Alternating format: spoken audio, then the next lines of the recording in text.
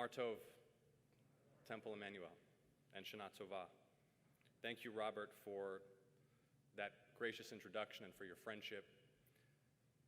Gratitude to Rabbi Spike Anderson, my friend, for his gracious invitation to address the congregation today. Thanks also to Cantor Adesnik, Rabbi Rachel Miller, Rabbi Max Miller, your congregation co-presidents, Robert, and of course also Edie Disner, Vice Presidents Evan Altman, Wendy Frank, Bill Kellert, Ellen Lindemann, the Board of Trustees, the Brotherhood and Sisterhood, and the entire congregation. I am deeply honored by the invitation to address you on this day of all days, the 10th day of Tishrei, as we observe Yom Kippur. Today is a day for reflection, and so my message today is reflective. I think it's hopeful. And it's founded on a conviction that just as we can resolve to live better and kinder and more virtuous lives in the year to come as individuals, together as a community, as a nation, and as a human family, we can build a better world that will last for many years to come. Just as I'm deeply honored to speak here today on Yom Kippur, I'm also deeply honored to serve you and to represent you in the United States Senate. In preparing for today's remarks, I paused to reflect on the events in our state and in our world over this last year. First, let me extend my heartfelt condolences to all of you who have lost friends, family, and loved ones in this last year. More than 650,000 Americans who have died from COVID-19. My heart is with you. May their memories be a blessing. Reflecting on the last year in our state, I reflected, of course, on political events. And I think we all recognize that the election in January was a turning point for our state and for the American South. But in my view, it was a turning point beyond the scope of partisan politics. And for me and for so many Georgians, it was a turning point deeply connected to the intertwined histories of two peoples who have faced persecution and genocide throughout history.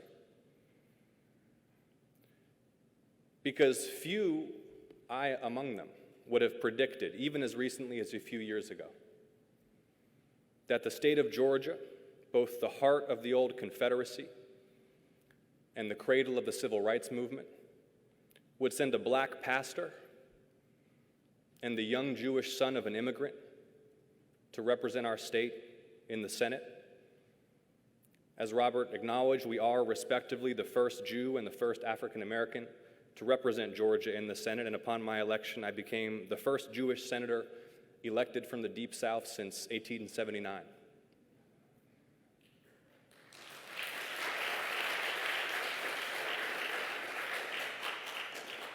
My father's grandparents, Israel and Annie Ossoff, came to America from Lithuania in 1911 and 1913, fleeing deadly anti-Semitism in Eastern Europe.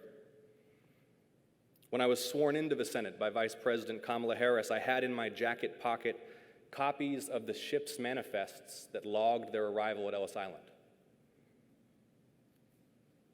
What happened in Georgia this year represents the historic alliance between blacks and Jews in the South, an alliance that was vitally important during the civil rights movement and which Congressman John Lewis urged me and all of us to sustain. The first time I sat down for a meal with my mentor, Congressman Lewis, nearly 20 years ago, that's what he wanted to talk to me about. How blacks and Jews had marched together and sat in together at the height of the movement in the 1960s. How a people that withstood centuries of colonialism, genocide, and slavery were tied to a people who endured bondage, exile, pogroms, and Holocaust. How our alliance was vital, but couldn't be taken for granted, and required commitment across generations. And so with those Ellis Island ships records in my pocket documenting how Israel and Annie landed in America over a century ago, and with Congressman Lewis' words echoing in my mind, as I was sworn into the Senate, I placed my hand on a Tanakh that had belonged to a Georgia rabbi named Jacob Rothschild. Rabbi Rothschild had led the temple in Atlanta for decades, the temple where I was bar mitzvahed. And it was while Rabbi Rothschild led the temple in 1958 that the temple was bombed by white supremacists in retaliation for the rabbi's alliance with Dr. King. The day after that bombing, Dr. King sent an urgent telegram to President Eisenhower calling for an emergency White House conference on race relations that Dr. King said, quote, could revive for the citizens of our country and the freedom-loving peoples of the world the great American heritage of justice, law, and order, and could help recommit our nation to the peaceful settling of differences, which is the only method consistent with constitutional democracy. Dr. King's words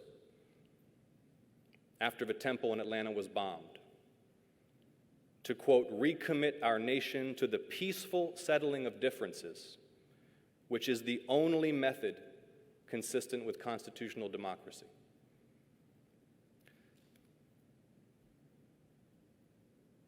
That revival and that recommitment were necessary in 1958, and they're necessary today. If the rabbi will indulge me as I stray into your lane, Yom Kippur being a day for reflection and reckoning and atonement and recommitment, it's fitting to take stock today of the threats to pluralism, to tolerance, to democracy, to peaceful coexistence in our society and around the world. Threats not just lurking and rising, but already at crisis levels.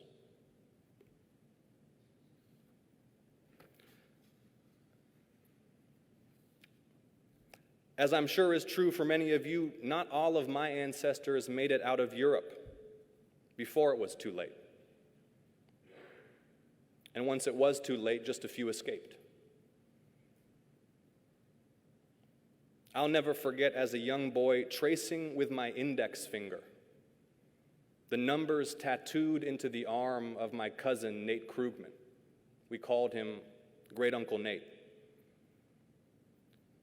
Numbers etched into his skin upon arrival at the Vevara concentration camp in Estonia. And I was trying to grasp with my child's mind some comprehension of how that horror could be possible. Uncle Nate and some of his friends had bolted from a work party beyond the camp's fence, hiding and foraging in Baltic forests for months until he reached Soviet troops. Eventually contacted our family in America, joined them here, and built a vibrant life. But most of those who hadn't come earlier never got the chance. My generation was raised with the words, never forget, pressed into our minds. And so when at Pope High School in Marietta, Georgia, a swastika and a tribute to Adolf Hitler are scrawled on school walls during Yamin Noraim, our days of awe, no less. It must inflame in us the same passion for the survival of our people that burned in the hearts of the generation that emerged from the Shoah and built a future for the Jewish people here in America, around the world, and in the land of Israel. 2 weeks ago, I returned home from Israel. COVID restrictions prevented me from getting out to spend time with my Israeli family, Orthodox Jews who made Aliyah about 10 years ago. But it was a profound experience to arrive in the Holy Land representing the United States as a Jewish member of Congress. In Jerusalem and Tel Aviv, I met with Prime Minister Bennett, President Herzog, and Foreign Minister Lapid. Prime Minister Bennett, having lived in New York, shared in our nation's surprise at the nature of the new representation for our state in the Senate. The new Israeli leadership asked me to convey their regards to the Jewish community here in Georgia. And in Ramallah, I spoke at length with Prime Minister Shtaya of the Palestinian Authority. I met with ordinary Israelis and Palestinians yearning for an end to war. Reminded, as always, when we visit the region, of Israel's vulnerability, of the vital importance of our alliance, of the necessity of strong U.S. leadership to ensure Israel's long-term security. And while the situation remains intensely challenging, and my optimism is cautious, there is a new atmosphere of possibility in the region, and a new and promising tone in the relations between Israel and the United States. It was a deliberate choice that my first mission as a member of the Senate was to the Middle East, and it won't be long before I return. I'm working to build the open, honest, and trusting personal relationships necessary to help advance a U.S. foreign policy that will hasten the day when all who live in those lands live with security, with peace, with prosperity, and with freedom. That is a mission founded on the same values that sustain America's place as an inspiration to the world: inalienable rights bestowed by God of life, liberty, and the pursuit of happiness. Those are the promises that still draw dreamers and strivers and pioneers from all over the world to our shores. About a month ago, I was on a flight to Springfield, Illinois, Lincoln's hometown. And I was sitting across the aisle on this little regional jet from a young Lithuanian woman. She was on the final leg of her journey to live for a year in rural Illinois, full of excitement to be in America, dreaming about opportunities she could pursue and maybe even the life that she could build here. And I just couldn't get over the fact that this young woman who decided to come to America, who was sitting right across the aisle from me, was from Lithuania. She reminded me of Annie and Israel Ossoff. They came to this country at about her age. She reminded me of my own mother, who immigrated alone to America as a young woman, just 23 years old. My mother came to this country because she believed in this country. She still does, and so do I.